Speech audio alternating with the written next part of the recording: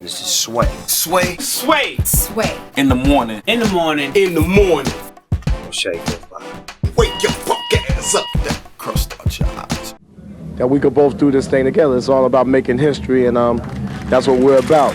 There it is, man. That was a clip from the legendary Kurt Loder of MTV News. Wow. Speaking about a tour, a collaboration with the group Anthrax and Public Enemy that they eventually actually went on tour to do. And that was my real first introduction to Anthrax. Unfortunately, don't get mad at me, but Scott Ian is here, ladies and gentlemen. No worries, man. No worries. How you doing, bro? I'm good. How are you? I'm doing well, man. One of the reasons why I wanted to have you on the show is because I never fully comprehended the origins of metal. Right. Okay. And, you know, I could talk to you about hip hop and you know, crossover rock and some polka music. And, you know, we go deep with that. But metal, I never understood the origins. Where did it come from? For me, you know, people can argue this, and I do get into these nerd arguments with my friends sometimes when we're drinking. But, you know, for me, it's Black Sabbath. You know, it all started with them. You know, you had these guys who lived in Birmingham, England, in a really depressed post-World War II manufacturing town, and it just made sense that the music they started making just had this really dark, heavy sound. And for me, like the first like 3-4 Black Sabbath records are like kind of the blueprint for heavy metal. They like Tony Iommi wrote every riff there was to write, and everything that came after is just, you know, a derivative of it in some way, shape, or form. But for me, it all started with Black Sabbath. For Black Sabbath. What was the when did you first meet Black Sabbath? Like, you met Ozzy, right? First time I met those guys, yeah. Oh, I mean, I saw them late 70s, right, like kind of when they were done, right before Ozzy was out of the band. Then, of course, saw Ozzy on his solo career a whole bunch of times. We actually got to tour with Black Sabbath, a version of Black Sabbath in 1986, first time we ever played arena shows opening for them. But it was just Tony Iommi, the guitar player, and I think Geezer, the bass player, may have been there for some of it, and some other cats in the band. It really wasn't a really good version of Black Sabbath. But, yeah, I think that's the first time I met Tony was in 1986. Ozzy, and then we got to go out and open for Ozzy for a whole bunch of months in like 88, 89, and that's the first time I ever met Ozzy. How did Anthrax form? Right out of high school. Me and the original bass player, Danny Lilker, we were best friends, and we grew up together in Queens and loved rock. We were, you know, big. People didn't even really say heavy metal yet. That wasn't even a term. We just knew it as hard rock, and we would just come home from school every day and listen to records and jam, and we started the band like right out of high school, July 18th, 1981. I graduated that June, and a month later, we had a couple other dudes that we jammed with one night and said, "This is it. This is the band." Because I used to say to him all the time, he was in another band called White Heat, and he learned about Anthrax in school, like the germ, the spore, Anthrax. And I said, "Man, that sounds like a cool name for a band. That sounds like a heavy metal band name, you know." And people think we made it up because nobody knew what Anthrax was in 1981. Yeah. And I used to say to him, when White Heat breaks up, we're going to start a band called Anthrax. And he would always say, "My band's not breaking up." And a couple of months later, his band broke up, and the rest is history. Okay, the rest is history. Now, DB is he's an Anthrax fanatic. He's a headbanger. And he couldn't wait for you to get here, so he's prepared some special questions. Okay, this is going to be the best interview you ever had. Awesome. All right, go ahead. I'm ready. I just gotta say first, that clip you played of that interview with me and Chuck. Yeah. My New York accent was so thick still back then. It doesn't even sound. I've been living in California since 1990, so my accent's kind of flattened out. And I hear that, I'm like, who the hell was that guy? I was going to say, you sound like you're from the Valley. Yeah, I've been in California for 25 years. What part of Cali? At this point, well, Los Angeles. Yeah, Topanga Canyon. That's it. The Valley. I'm up in the hills. Awesome. I literally live in the woods. It's awesome. That's great. That's great. Scott Ian is with us. I was reading a part of the book where you tell a story about you guys were playing kind of a small venue, and there were some kids who were, you know, they were just having fun, and the security was being really rowdy with them, beating them up.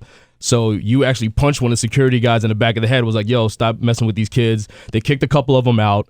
End of the show, you guys are in the dressing room and the security wants to fight you. Yeah. So what ends up, you guys didn't know if you could make it to the bus or whatever. So these skinhead kids ended up coming out and escorting you to the bus. Right. And security was scared to fight them because they were, outnumbered.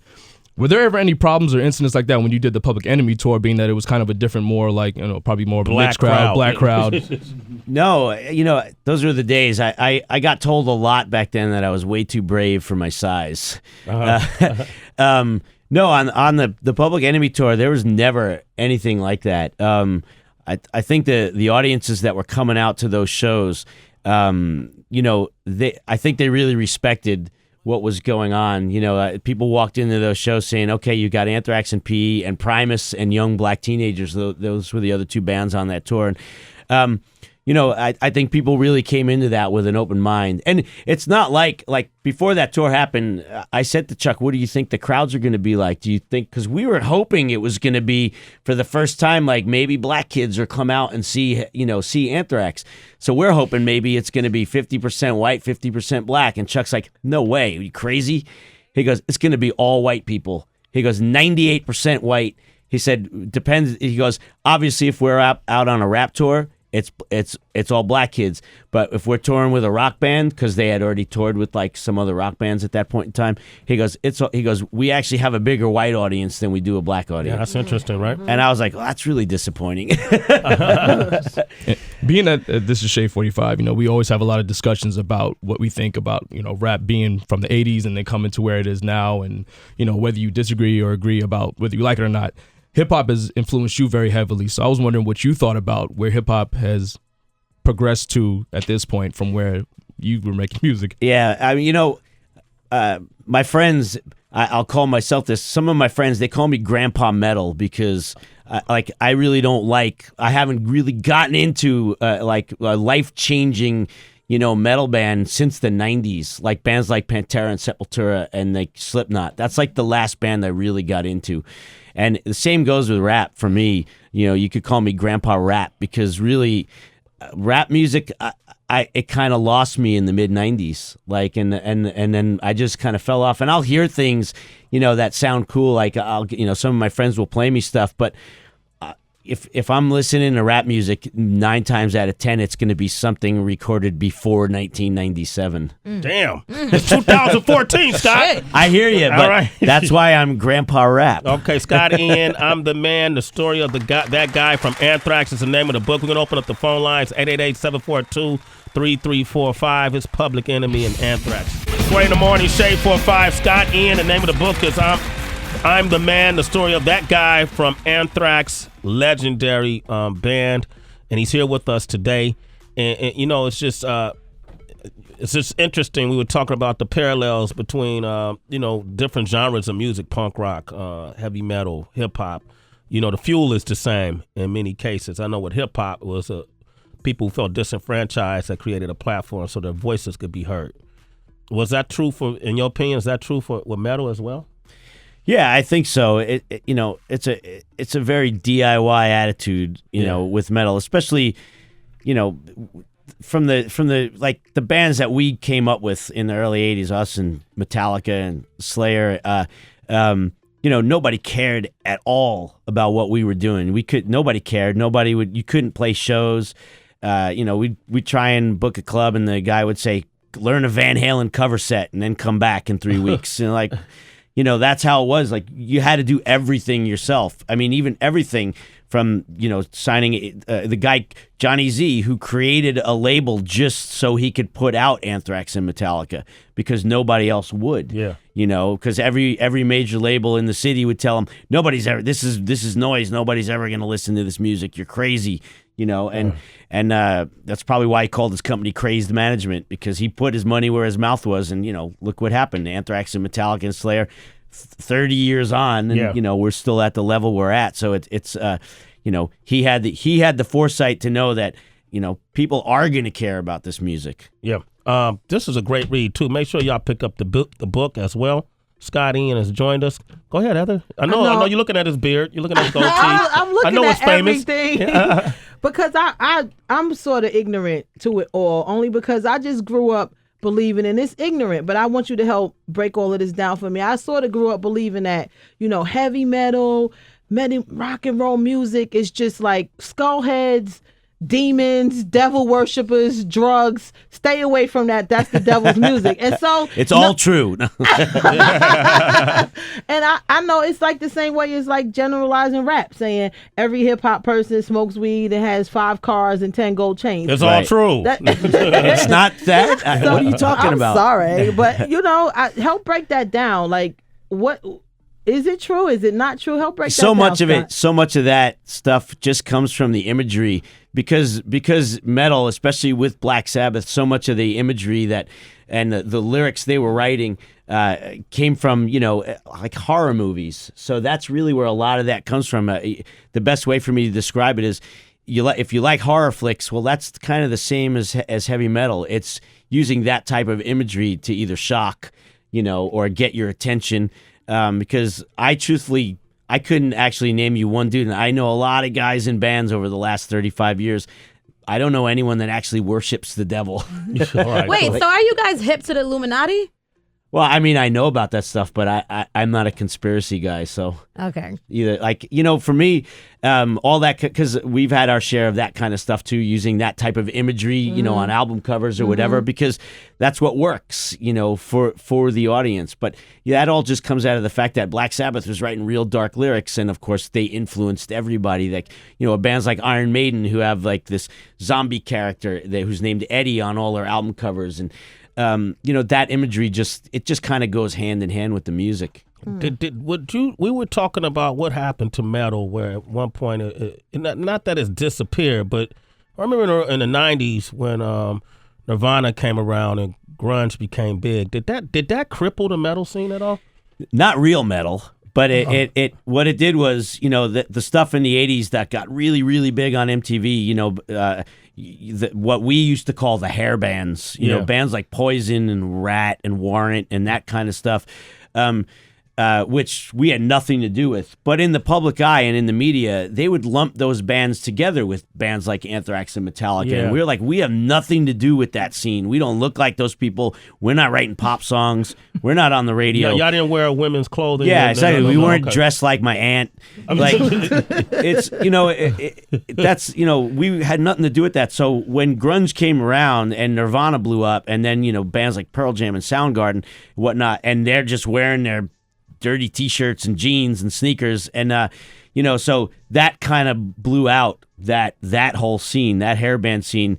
It killed that. But it did become a little bit more difficult, certainly in the 90s, for bands like us.